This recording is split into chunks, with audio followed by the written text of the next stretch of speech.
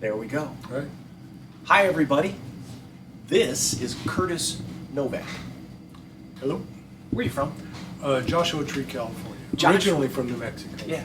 And we had just met just now. Curtis is traveling through town, had come from Joshua Tree via Colorado and decided to stop at a few stores. And he sells pickups direct to you guys.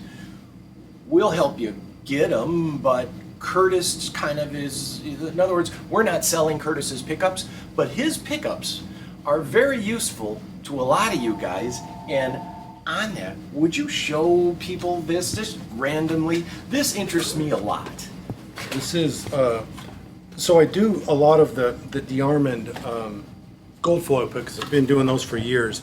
And so with that, this one, COVID slowed me down a lot getting this tooled up, but this is the DeArmond style, the 1200 Yeah. of the sound hole pickup. And so you got a volume control here. You guys have probably seen this before, and there's a certain sound to this. These are higher output, and then this one This is... one is I do a Gaiatone version of it, so it's gonna have a cleaner Fender-like bell tone, which I think it lends itself a little bit more to acoustic Yeah. playing. So this is bluesier, this one. Yeah, he makes it. And again, you clip on, these clip onto your sound hole, so this fits in the sound hole. You've got this volume control, this rheostat down here, and this is a pickup for your acoustic guitar. That really is, I love the old DeArmonds, because they don't sound like an acoustic guitar. It really makes a different thing. Yeah. Yeah? Well, yeah, and these, I've wired some of these up with people so that you can have your piezo. You put a stereo jack in the guitar, so one cable goes out as a piezo, the other one goes out as that. So you got both sounds. Right, go yeah. both of them. That's cool. Here, I'll take that when you, Right. and we'll put this here, and tell me another one. All right, and so this has been pretty hot lately. My H22, that's the old Harmony H22 bass pickup, and so Bass pickup. It's a bass pickup. It For works in those- guitar. Yeah. I've had people putting it in guitars too. And it's for those hollow body Yeah, harmonies. the Harmony, And then and this and then people have been combining those two bass in a players. single bass. That'll be like the neck. That's the bridge. Yeah. A couple of builders are putting that in the neck and that kind of in the middle position, but they'll jump it way up at the neck on a bass. But And this guild pickup was where Alembic got a lot of their ideas. Yep, This- yep. Yeah. Yeah, that- And then look at the engineering back here. Just take a look, geek with me a little bit here. You can see this, as you push this screw in, it brings up this pole piece with this like lever action on that. It's fascinating. it's nice to find the geek that gets into the geeky stuff that I get into, because that's been my thing. Is so with my design background prior to being a computer scientist, it was all about the elements. There are elements when you make this stuff that you look at and you say, it kind of looks like the original, but the corners aren't right, the contours aren't right. Right. Things don't quite match up. Right. And you kind of see that. And Right. so my thing is, and I'll spend sometimes the sound hole I spent 3 years easily, I bet. going back and forth with people designing it to get it right. And when I get these right, you lay it down next to original, and you can't tell them apart. Let's pull out another one here too, and I'm just going to say This is a crazy that box this of is samples. Novak, right? Yeah, this is Curtis Novak, and we don't sell these. This is Curtis just coming through town, but you work with Fender Custom Shop. Mhm. In your For background, about 10, 15 years. I've been yeah, working with them. and you work with a lot of artists. Yes, lots. I saw your website at Elvis Costello, my hero. Yeah, And stuff. yeah. So, And- go on. so yeah, I try not to make a point about. I don't have a real brag page about who I work Yeah. with. It's because I'm friends with a lot of them, and it's more of the personal thing. But Yeah. I work with the Common guy a lot too. That Common is more of my forte. Dig You don't it. make it. You don't make money off of artists. No, You make. they get stuff for free. Yeah, you make money, and when they get something that works, they're done. They don't Yeah. toy with it. Right, and right, everything, and it's right. set. But What do you got there? that is my version of the Franz, the Guild Franz pickup. That's the soap bar. Do you have the other one? Yeah. Guild Franz pickup. You Guild fans, Paul Burgeon, I'm talking to you. That's a copy of the Franz pickup. The original. The original. Yeah, and then here's the soap bar version. But I spent a lot of time, as we talked before about the look and feel, I spent a lot of time on getting some original covers and getting them tooled right so they look right. The bobbins are right. There's no wax potting in these.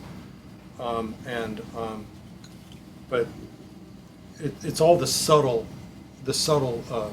contours that really that matter to me, because I when dealing with vintage guitars all these years, when I used to be able to see them before they were reissued, and the reissues, you look at them and they're close but they're not right. Right. Like the modern guilds, they're a little bit too polished off. It doesn't look like an iced cake. These are Yes. these you get more of that from the thermal Yeah. molding and stuff, so it looks like an iced cake, whereas modern ones are much more squared edges, because that's the way you machine stuff. And tone-wise, Tone-wise, they're out of the. That was the hardest thing to explain early on. It was for me to when I first started selling, it was getting with people that could hear them. I'd go out for music and I'd loan my guitar to the guitar player, and after the second set, I would take it usually and go home because I had a day job, and I would get a call the next day saying the drummer said that was an amazing sounding guitar. What was? He could hear the difference, and it was like, and then they go back to their old guitar, and it was like, why did that sound different? And it was because I did stuff the way they were originally done. Back when I was doing this, you could actually play a 57 Strat. It sat like this on the floor. right? And it wasn't in a high glass cabinet to where nobody Right. can touch it. But now what's down are the reissues, and so the younger people don't know what vintage sounds like, Right.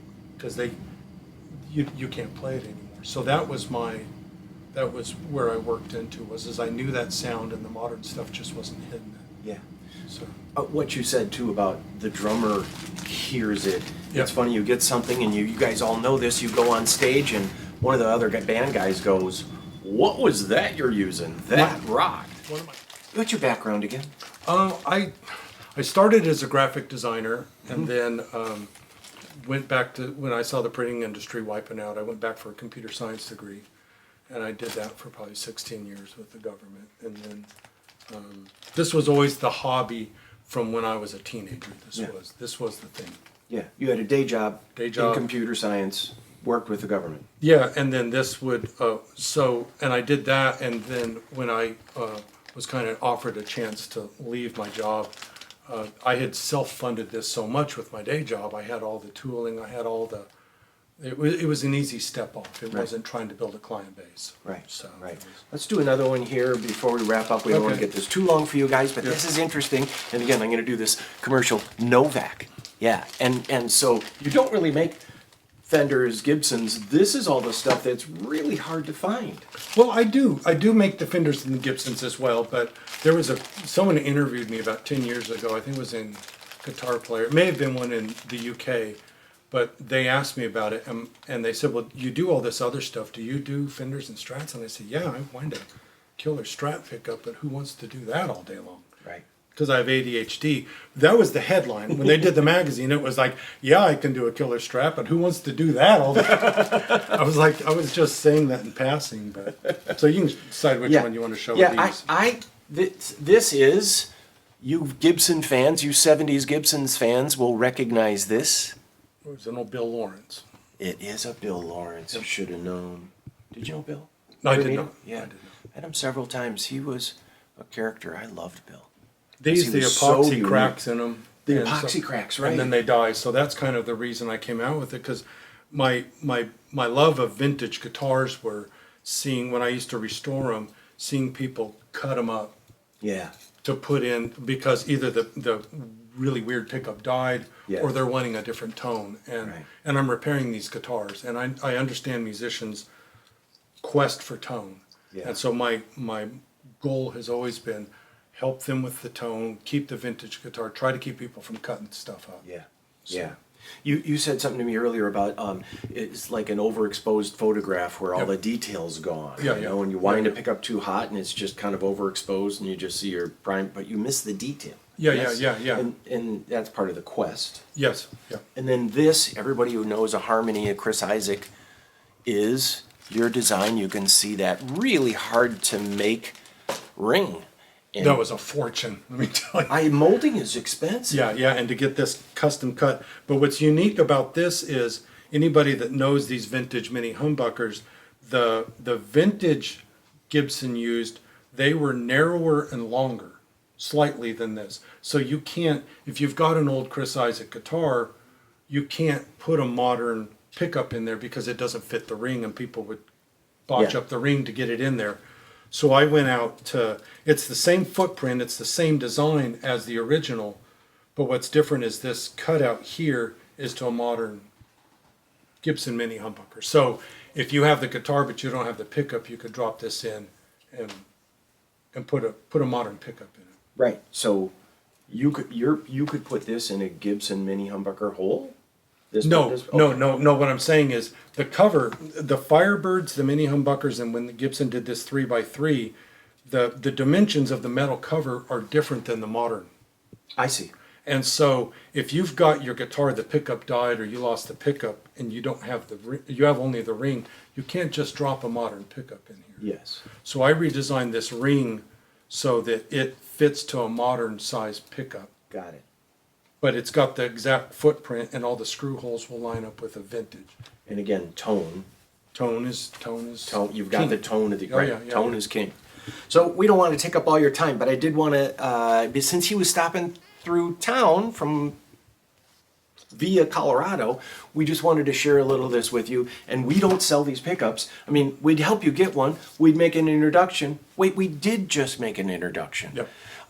And so I think these, I've always been a fan of these sound hole pickups. I think this is just fantastic. I love these old pickups because they don't sound like an acoustic guitar.